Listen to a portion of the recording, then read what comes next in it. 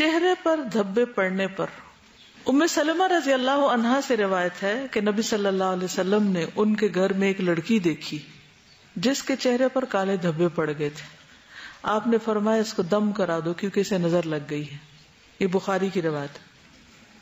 جلنے پر محمد بن حاتب سے مروی ہے کہ ایک مرتبہ میرے ہاتھ پر ایک ہانڈی گر گئی جس سے میرا ہاتھ جل گیا تو میرے والد مجھے رسول اللہ صلی اللہ علیہ وسلم کے پاس لے گئے. آپ اس پر لعاب پھونکتے جاتے, یعنی تھو تھو اس طرح کر کے لعاب کے ساتھ تھتکارتے جاتے اور فرما رہے تھے اذهب البأس رب الناس واشفه انك انت الشافی.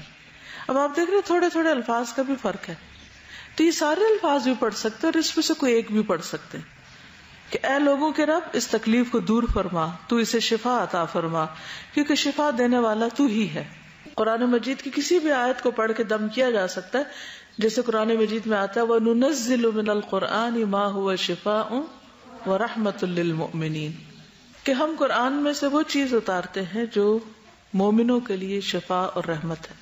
دم کرنے کی شرائط نمبر 1, اللہ کا کلام ہو یا اللہ کا نام ہو یا صفات ہو, ان کے ذریعے دم کیا جائے. تو اللہ کا کلام جس میں سورۃ فاتحہ بھی ہے, آیت الکرسی بھی ہے, معوذتین بھی ہے, سورۃ البقرہ کی آخری آیات بھی ہیں, ان کے تو دلائل بھی ملتے ہیں. لیکن اس کے علاوہ بھی اللہ کے کلام سے دم کیا جا سکتا ہے, اللہ کے ناموں سے. نمبر 2, عربی زبان میں ہو اور ایسے الفاظ میں ہو جن کا معنی اور مفہوم واضح ہو, کلیئر الفاظ ہو, مجہول اور نامعلوم الفاظ نہ ہو. کیا پتہ جنوں کو پکارا جا رہا ہو. آپ نے کبھی تعویذ دیکھے ہوں گے, اس میں بڑے عجیب و غریب قسم کے نام لکھے ہوتے ہیں. ٹھیک, تو الفاظ واضح ہوں, نمبرز نہ ہوں. ٹھیک ہے.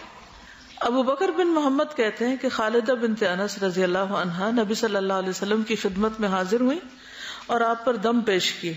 آپ نے ان کی اجازت دے دی, یعنی وہ الفاظ ایسے نہیں تھے کہ جو ناپسندیدہ. ویڈیو کے نیچے سبسکرائب کے بٹن پہ کلک کریں, بیل کے آئیکن پہ کلک کیجیے تاکہ ہر نئی ویڈیو کی نوٹیفیکیشن